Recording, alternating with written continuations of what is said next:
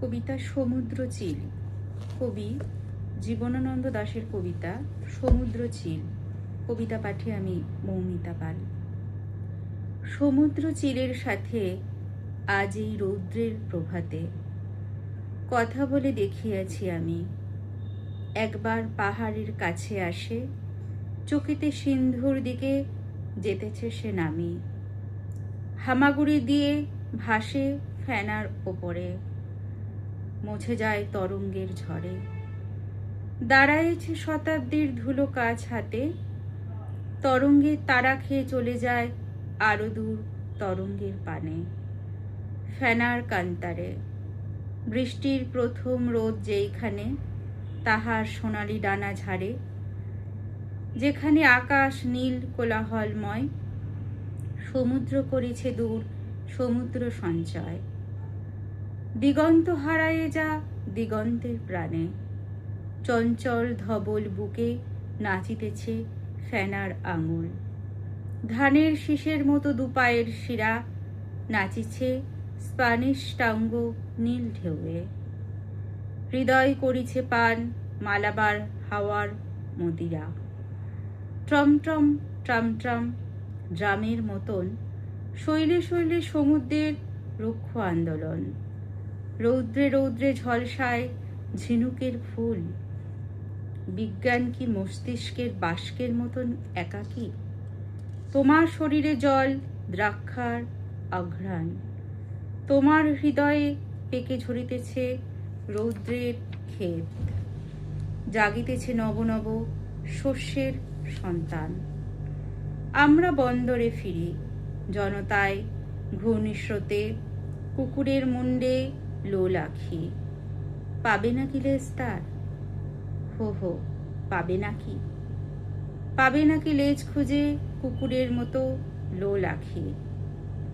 ছেড়ে দিয়ে উত্তরের বাতাসের প্রাণে জন্মেছে তোমার ডানা। জেগেছে হৃদয় সহস্র শতাব্দী গীত, কাটিয়েছি পথ আর ঘরের আঘ্রাণে। আনন্দের পাইনি কো তবু পরিচয়, জন্মেনি ধবল ডানা বিজ্ঞানের অগ্রসর চিরি। ভেঙে গেছে আকাশের নক্ষত্রের সিঁড়ি। উৎসব খুঁজেছি রাত বিরতের গানে। পৃথিবীর দিকে দিকে ছড়ায়েছি মনোবীজ। আহা, আকাঙ্ক্ষা নিঃসঙ্গ সন্তান। অথবা ঘাসের দেহে শুয়ে শুয়ে কুয়াশায় শুনেছি ঝরিতে আছে দান। অথবা সন্ধ্যার নীল জানালায় অদৃশ্য কোকিল এসে গায়। এইসব বেদনার কর্কশ রেডিয়ামে সারে নাকো তাহা। মাঝে মাঝে একবার ধরা সেই নক্ষত্রের রাতে চলে আসি সমুদ্রের পাশে। যে ক্ষেত ফুরাতে আছে ফুরাইয়ে গেছে, তার তৃষ্ণা মিটিছে আকাশে। চেয়ে দেখি সেই নীল আকাশের ছবি, সমুদ্রের অজান্তব জানালার গল্পের সুরভি।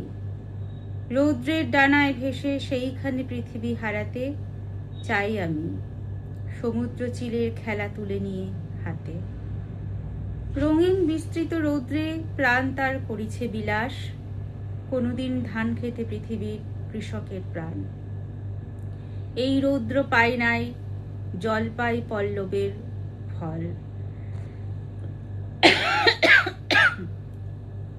জ্যৈষ্ঠের দুপুরে মাঝি যে উল্লাসে গেয়ে গেছে গান।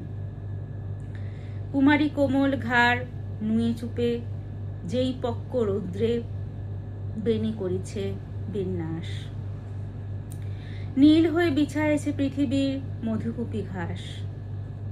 তরমুজ খেতে শুয়ে স্বপন দেখেছে চৈত্র মাস। তার চেয়ে আরো দামি গাঢ় মদে প্রাণ তার করিছে বিলাস। পৃথিবীতে যেই রূপ কোনোদিন দেখে নাই কেউ, সিংহলের হীরা রত্ন নারী লুটে নাবিকের দল।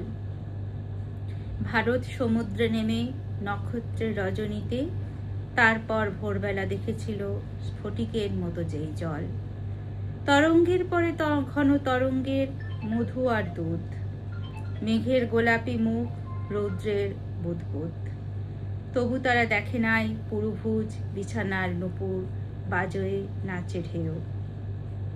বারুণীর জানালায় সিন্ধুচিল মক্ষিকারা ছাড়া তাহা জানে না কেউ। ধ্বনিত ঢেউয়ের অগ্নি বয়ঃসন্ধি দিবসের স্তন হয়ে রক্তে নেমে আসে। তরঙ্গের উষ্ণ নীল তরমুজ খেতে আমারই খুঁজিয়া পায় মৃত্যু যেন। বিস্মৃতির পথে যেতে যেতে সমস্ত পৃথিবী যেন মিশে যায় রৌদ্রের সাগরে। সিন্ধুচিল আর তার বনিতা যেখানে খেলা করে, মরণ আমারে যেন পায় সেই দারুচিনি হাওয়ার আশ্বাসে। শুনলেন কবিতা পাঠ। কবিতা পাঠে আমি মৌমিতা পাই। কবিতা সমুদ্রচিল কবি জীবনানন্দ দাশের আলো পৃথিবী কাব্যগ্রন্থ থেকে সমুদ্রচিল কবিতাটি পাঠ করলাম আমি, মৌমিতা পাল। কবিতাটি কেমন লাগলো অবশ্যই জানাবেন। ধন্যবাদ।